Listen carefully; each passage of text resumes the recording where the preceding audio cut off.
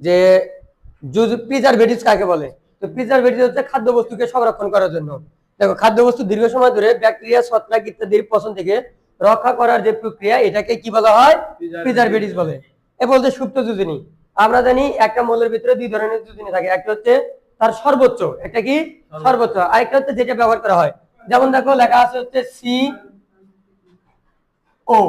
CO, carbon monoxide. এই দেখো, কার্বনের যোজনী এর পাশে ছিল হচ্ছে সি ও, এই দেখ মনে করো কার্বন যোজনী ছিল 4 আর অক্সিজেন যোজনী ছিল কি 2।